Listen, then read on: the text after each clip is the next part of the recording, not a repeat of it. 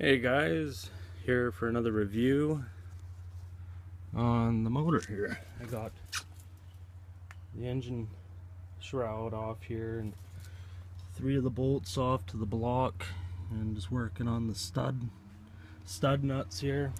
Now I had to lift this thing up on a frickin' propane bottle. It's empty, don't worry.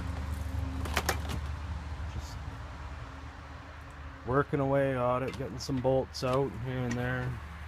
Won't be doing any crabbing today. Well, it actually stopped raining, so we'll see.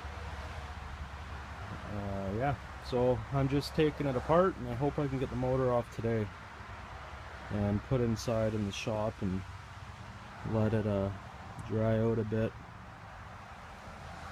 None of these coils are any good, but I got other coils on my other motors, so maybe I can swap them over if they look a little ratty. They're heating up and shit. So yeah, that's going smooth so far. And my limited selection of tools here. My tools are at work, but I'm making progress, so that's good. Anyways guys, thanks for watching and I'll keep you updated. Hey guys, next update. Got the bolts out on the right side. I just started to do everything I could see from the right side of the motor that needed to be taken apart. The tilt switch. I don't know why my camera's all blurry. It's a little better. Tilt switch, engine mount.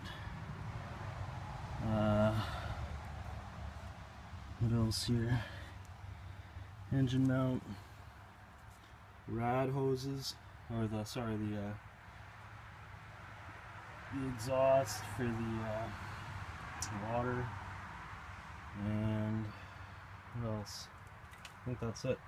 Yeah, so the bolts, hoses, anything electrical over here, and now to what's the starboard side of the engine. I'm gonna take the bolts out. I'm gonna leave them last though, and just make sure I got everything disconnected. And the linkage for the shifter I gotta take off, and it's kind of a bit of a pain in the arse. It's all underneath the carbs and everything, so I'm hoping I can get a wrench in there to get that off, because it's gonna be a tight one. Yeah, so I'm gonna need to take all the fuel lines off and blah blah blah, but just this side, and then the engine will come off and away she goes. So next video will probably be the engine off, and it'll be in the shop and just clean it up and go from there. Anyways guys, I'll keep you updated. Okay guys, the starboard side of the engine, you have to remove the starter so you can get down and get at the bottom mount, which has a rubber bushing in it. So you have to remove the starter, and then there's 2 bolts here I just got threaded in. That's for the coil. Alright, so you got to take those off to get that, and just put the bolts back in the holes so you don't kind of mix them up or lose them. And then the shifter linkage, it's got a cotter pin in there. I don't know if you can see it. Well, it's got like a clevis pin. Pull that out, and then you can push the shifter inward. You don't have to take the nut off inside in the compression fitting there, the splines. You don't have to take that off. Just take the pin out, push the rod in,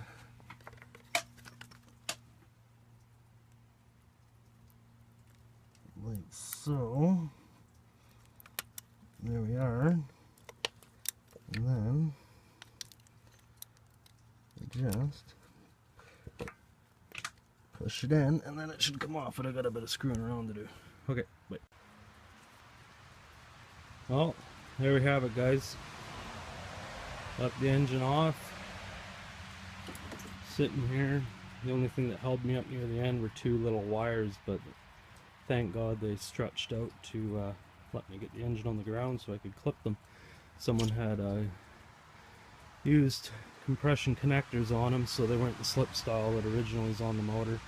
Probably a previous repair somebody did. But yeah, she's off. I'm just going to take her into the shop and away we go. Hey guys, there we go, the motor's off, sitting on the bench. There's the parts motor. I got a couple coils here that are pretty decent, you know, so I can steal those. Even some spark plugs the guy put in, obviously, when it was new. And yeah, so the thing I'm going to do here on the bench is I'm just going to go through the engine before it goes back on the other leg assembly on the boat. I'm just going to go through, make sure spark plugs are good, all the wiring is good. And you know, one thing when guys do electrical, this is a major no-no.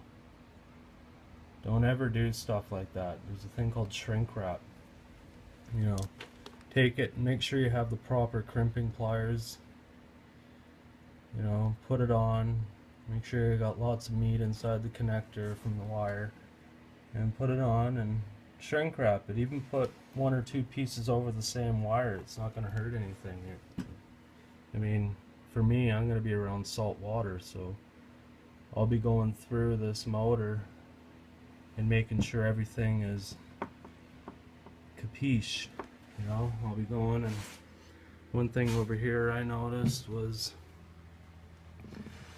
wires like this that look like they've been twisted, and you know, some of them are soft. Like this one here is pretty soft. You know, you got to replace all that stuff. You know, these motors are partially run electronically, right? They got electricity, and if you have shitty wiring, you're not going to have adequate voltage or amperage, whatever you need, right? And there's a couple wires that are broken. Probably some of it's to do with the guy that took it apart when he was selling it to me, probably in a mad dash just to get it off and give it to me, but there we go. So I'll probably go through the carbs as well, drop the bowls and see if I can see anything coming out or anything like that. Make sure linkage is good.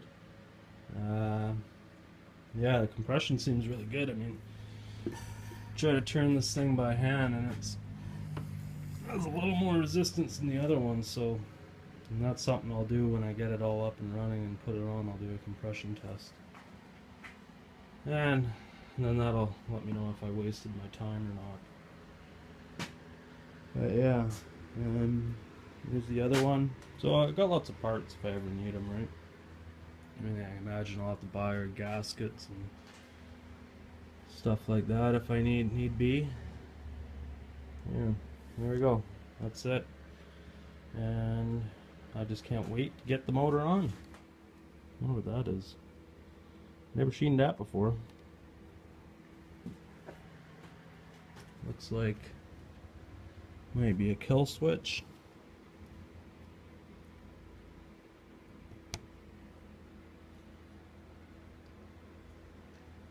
Might be.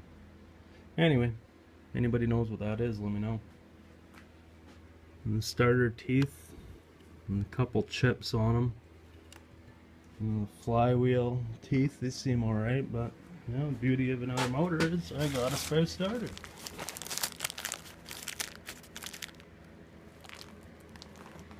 And they took it apart and didn't give me the starter pieces.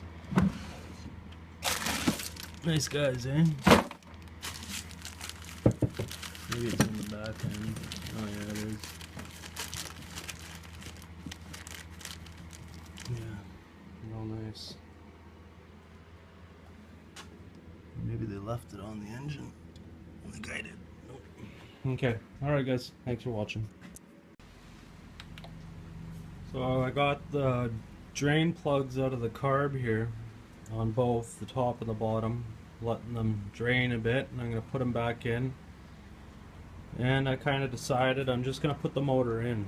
I'm going to carry it out, put it on, put the mounts, bolts back in, hook up as much as I can, and do the wiring, and hopefully I can get it running today. That'd be awesome. That would make my day. So I'll keep you guys updated, and yeah, if all else fails, you know, if it's a carb issue, I might just pull the flipping carbs off, because that one was running. I might pull the carbs off that, and who knows, see what happens. I don't know how this oil injection system works too. I don't know if the float bowl's split in half for oil and gas and it mixes, it goes in, or what they've done or how it works. All these two-stroke outboards are kind of a learning curve for me. I'm not too familiar with them or how they work. But yeah, there's the screw there and one in the bottom. And they have little O-rings on them, so check them. And yeah, they're damaged, replace them. These ones are good. They still got some, they're not hard or anything like that, so they'll be used. And I wanted to touch on the leg on my boat. The thing to remember is, you know, if you go to check your impeller in the beginning of the season, if you're going out and you do have that memory where the fins are bent one way. When I was working for a marine mechanic for a couple months way back when I was younger, he told me if you don't have chunks or anything coming out of it, you can put the water pump in backwards, like flip it around and rotate it as you put the cup back on, and you know, it'll work probably even better than new because it's bent all the way back the one way, and then you put it in backwards and it bends the other way. So that's another thing to keep in mind. You don't have to go and spend 30 bucks on a new impeller. Just turn it around and or flip it over and use the other way. So there's another point for you guys. I'll touch back on that when I get to it. When I get the engine in and all the power hooked up and I can actually tilt the leg up, I'll touch back on that with you guys there, and I'll show you what I've done. So here it is, and I'm gonna start putting it back in. Alright. Hey guys, got the motor mounted. No bolts or anything in, I just set it in. One thing when you're doing it, there's a gasket underneath, make sure it stays on. 2 bolts in the back, or studs, sorry, that will guide your motor in, and 2 in the front, and 2 right here, right there. And you have these little straps here that go from the lift arm to the motor. That's all to do for electrolysis, so your zinc bars will corrode instead of your engine. Make sure your zinc bars are good too when you're good habit to get into.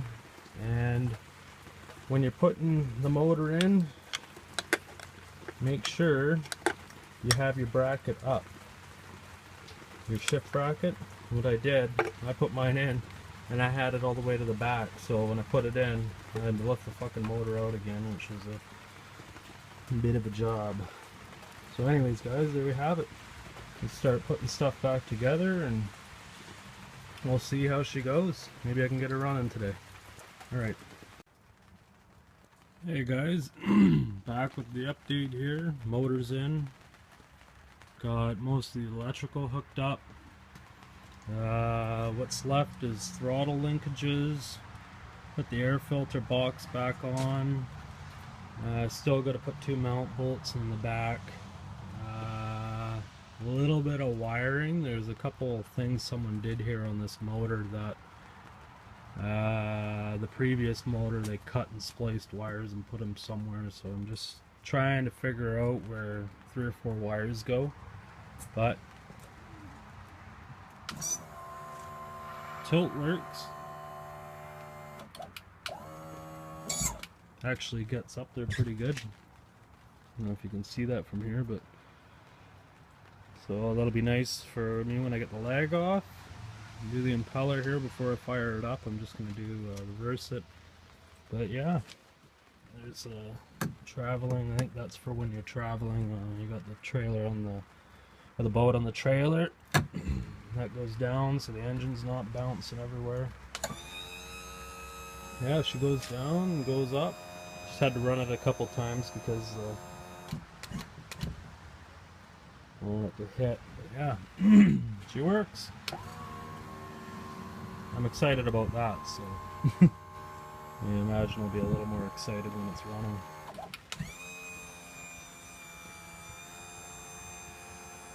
So there we go. Beauty. You can hear a little gurgle in the... I don't know if the cylinders are getting low on fuel. I'm just... When I get it out more, I'll run it. But yeah, cool. I'll be back with you guys.